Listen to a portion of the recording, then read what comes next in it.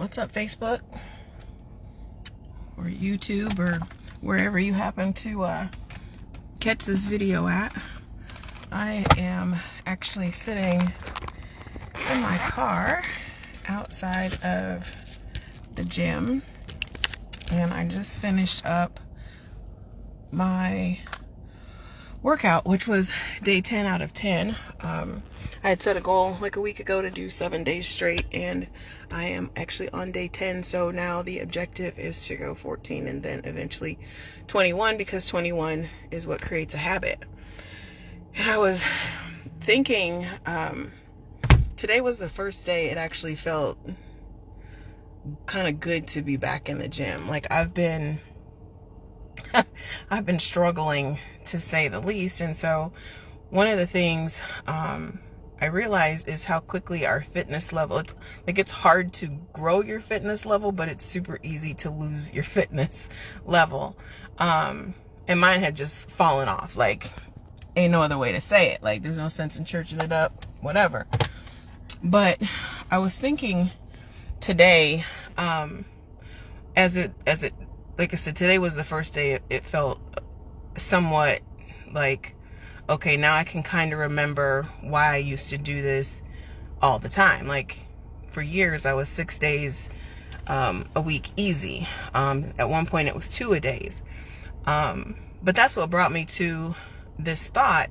One of the things I talk about in Challenge to Change, and that curriculum to be able to manage the process of change, whether it's a good change or a bad change or whatever, we have to learn how to manage the process. And so I was like, maybe I should take my own advice, right? And one of the things that we talk about in the program is your attachment to who you were. And so if for Challenge to Change, we work on reconstructing your generational system, right? And so my relationship with food, I understand, came from my generational system. Like, I grew up in an environment that had an unhealthy relationship with food. I grew up in an environment where working out was not a thing. I grew up in an environment where most of the people around me were overweight. So there were a lot of lessons in my generational system. And then you talk about genetic makeup and stuff like that. I'm talking about the lessons that you learn in your past and in your upbringing, and particularly in that what we call your critical learning period, which is like birth to age 7. So my relationship with food, I understand, developed there within my generational system. But at one point I was almost 400 pounds, and then I successfully, through nutrition, exercise, hence being in the gym all the time, lost 200 pounds without any kind of surgery. So I know for a fact that I can do it. But when we attach ourselves to who we were, so when I was thinking about it today, I'm like, okay, so I used to work out twice a day. I would do cardio and weights in the morning, and then it was yoga or Pilates at night. I was in great physical condition. I felt great. I could run. I could, whatever I wanted to do. It was not that hard. It had gotten to the point where it wasn't that hard, but at one point it had been extremely hard. And so what I had been doing recently, as I was trying to get my mind and body back into the routine of exercising so that I can lose some weight, was I was comparing who I am right now to that person, right? So the first time I lost weight, here's the difference. The first time I lost the weight, when I was losing the 200 pounds, I was comparing that person to the 400-pound person. So every little thing that I did felt like progress. It felt like, okay, you can do things that you couldn't do before. But now I'm comparing myself to that 175-pound person who was in the gym twice a day, who was yoga, Pilates, weight training, jogging, all those things. And I can't do what I could do then, because I've gained 40 pounds over the last 3 or 4 years. So carrying this extra weight makes a huge difference in your ability. And then you talk about your endurance and your just carrying the weight adds to everything that your body has to do. So not only am I now lifting the weights on the barbells or the dumbbells, but I'm dealing with my own body weight. And so I realize, and it like, when I tell you, what's up, Coach Z? When I tell you, it clicked with me today because I'm writing the curriculum, and I'm just like, you know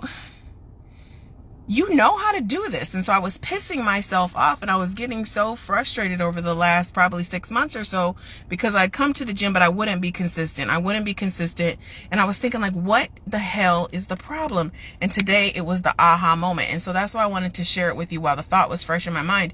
When I was, like I said, when I was 400 pounds and I was trying to lose weight, I was comparing myself in the gym to the 400-pound lady who, when she started, she could barely walk 5 minutes. And so I would go into the gym at 5 in the morning. I would get on the cardio equipment, the treadmill typically, and I would walk until somebody else came in, and then I would leave. And so by the time that I had started really losing a lot of the weight, by the time I lost, I would say the first 50 or 60 pounds, I knew I had made progress, but to look at me, nobody else could tell I made progress. So I still felt really judged, and but I could feel that it was working. And so that's what motivated me to keep going. And so as I would keep going, in my mind, I kept telling myself, you couldn't do this before. You couldn't do this before. And so eventually walking on the treadmill turned into riding the bike, and riding the bike turned into doing a little bit of weight machines. And then eventually, as my confidence grew and my endurance grew and my strength grew, then I went into free weights. I've never been an exercise class person. That's just not really who I am, but I could feel the progress because I was mentally attached to that 400-pound person. So every little thing that I did felt like progress. It felt like an improvement. I felt like it was beast mode. But this time, I'm comparing myself to the girl who was, like I said, 170 pounds, which still seems thick, but it was muscle. Like, I was solid. 2-day workouts, weight training, heavy cardio, and even sometimes it was 3-a-day, because I would either go for a walk or go to the gym, because that was my out. Instead of, if I got hungry or I got bored, I would go walk. So, I'm comparing myself now at where I am to that person. And so every struggle, every hard breath, every moment where I just feel like, gosh, damn it, why is this so hard? It's hard because that's the process. Losing weight is freaking hard. Changing your habits is freaking hard. But the challenge to change means sticking with it. It means taking the information that you have and using it to get where you want to go. And so, we talk about defining moments, right? And you find that you face these little decisions every single day. And a lot of times we don't realize that little decision becomes a defining moment, because in that moment, the choice that you make leads you toward your future. Whether your future turns out positive or it turns out negative, the choice you make in that defining moment. And so for me, bringing this all back to what I'm talking about, is every moment that I would wake up with the intention to go to the gym and not go was a defining moment, because it took me to where I was going to go, which was to not accomplish what I was trying to accomplish. And then you internalize that, because I knew this is dumb. Like, you can do this. It's this mental mind screw that you're just like, internally you're struggling with yourself. And I think I shared a post that talked about, who you're fighting against. And sometimes you're fighting the wrong enemy, right? It wasn't the treadmill that I'm fighting. It's not the elliptical machine that I'm fighting. It's not the rower that I'm fighting. It was my own mindset that I was fighting, because I was attached to the girl who was in really great shape, and I'm not in really great shape anymore. And so it sucks. Like, so day one, literally, and the way that day one, I was like, after 15 minutes, I was like, I just want to go home. But what I had to do, so because I know a lot of people struggle with this is how I got past it and even got to today, which is only day 10, which isn't great, but it's great compared to how it's been for the last probably year and a half, 2 years. So what I had to do was shift my expectation of myself with the gym. I had to change my relationship with the gym. So before, my workouts were an hour and a half.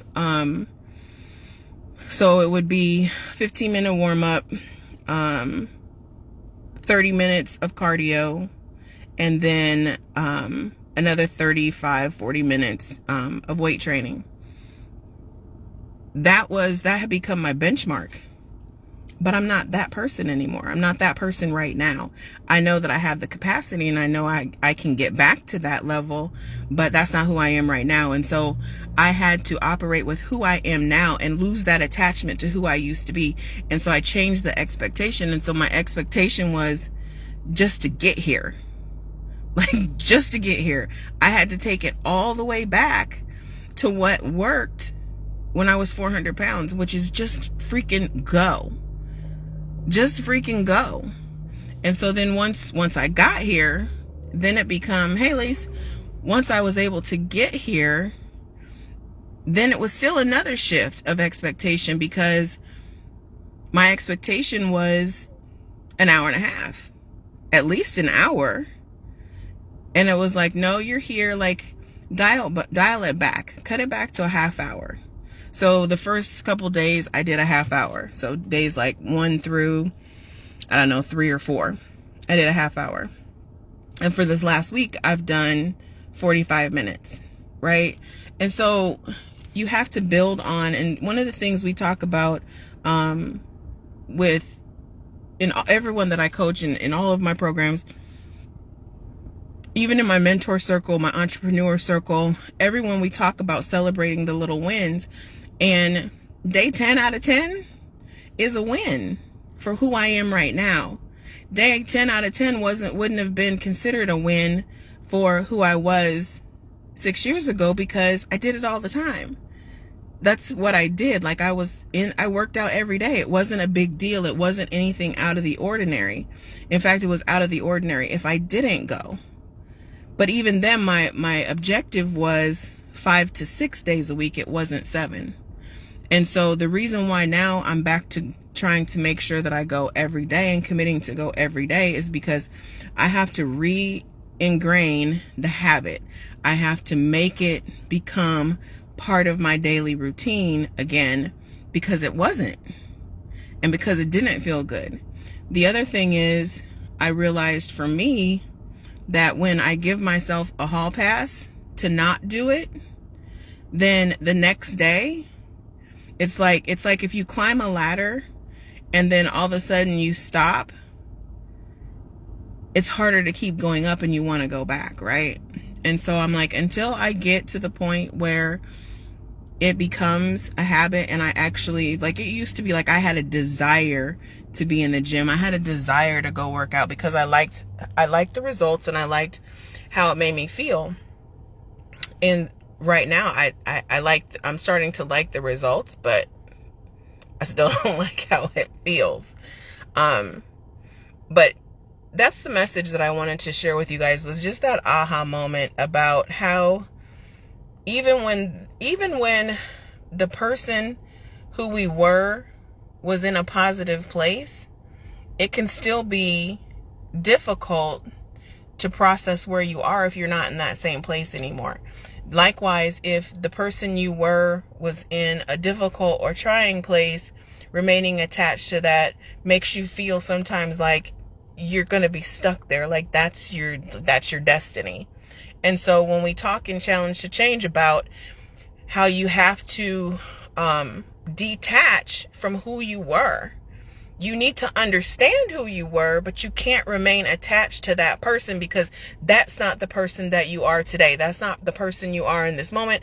That's not the person that is standing in that defining moment. That's not the person who's making the decisions. That's not the person who's calling the shots.